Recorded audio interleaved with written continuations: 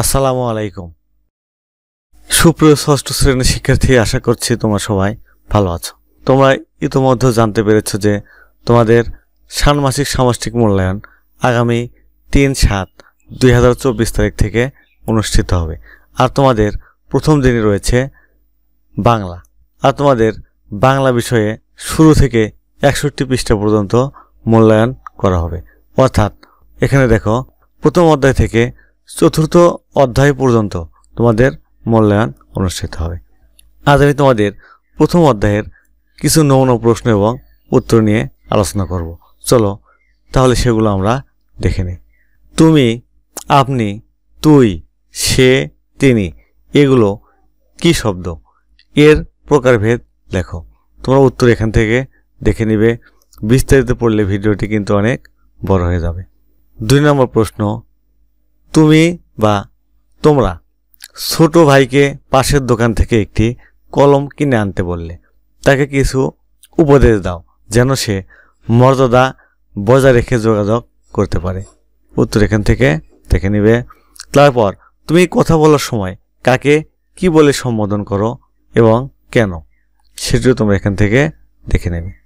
তারপর তোমার একজন বন্ধু রিক্সা চালককে তুমি বলে ডাক দিল। তুমি লক্ষ্য করলে রিক্সা চালক মন খারাপ করে তোমাদের দিকে তাকালো। তিনি কেন মন খারাপ করলেন? এক্ষেত্রে তোমাদের করণীয় কি, সে উত্তর এখান থেকে দেখে নেবে। তারপর তুমি সাইকেলে কোথাও যাচ্ছিলে। রাস্তায় তোমার একজন শিক্ষকের সঙ্গে দেখা হলো। তিনি হেঁটে আসছেন।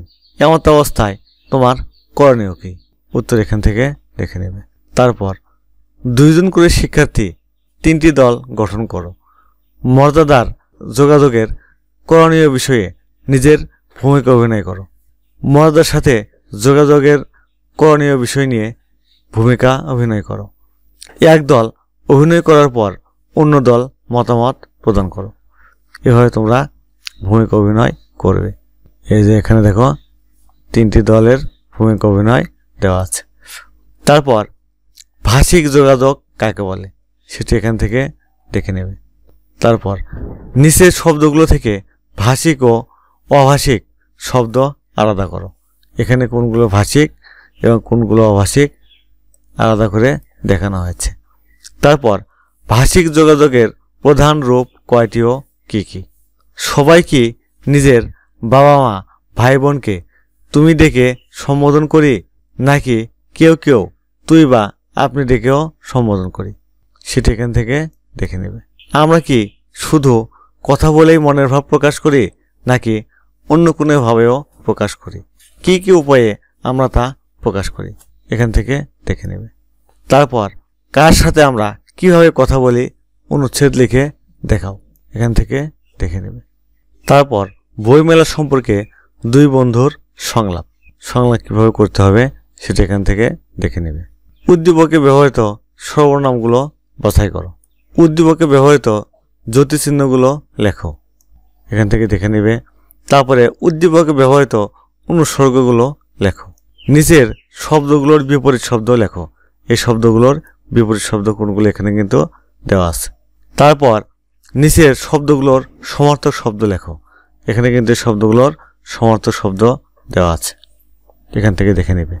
তারপর মর্যাদা অনুযায়ী ক্রিয়া ও সর্বনামের ব্যবহার। এখানে মর্যাদা অনুযায়ী ক্রিয়া সর্বনামের ব্যবহার কিন্তু দেওয়া আছে, দেখো মার্ক করে দেওয়া আছে। এগুলো এখান থেকে তোমরা দেখে নেবে। তারপর প্রশ্নের ধরন, সর্বনাম ও ক্রিয়া দিয়ে বাক্য তৈরি করো। এখানে সর্বনাম এবং ক্রিয়া দিয়ে কীভাবে বাক্য তৈরি করতে হবে সেটি কিন্তু দেওয়া আছে, তোমরা এগুলো দেখে নেবে। যদি এই ধরনের প্রশ্ন থাকে তাহলে তোমরা পরীক্ষায় আশা করি লিখতে পারবে। আর তোমাদের যে নির্দেশনা দেওয়া হয়েছে, নির্দেশনা অনুযায়ী পরীক্ষার আগের দিন তোমাদের প্রশ্ন ওয়েবসাইটে পাওয়া যাবে। প্রশ্ন পাওয়ার পর আমি সমাধান দেওয়ার চেষ্টা করব। সুপ্রিয় শিক্ষার্থী, এজন্য তোমরা সবাই আমার চ্যানেলটি সাবস্ক্রাইব করে আমার সাথেই থাকবে।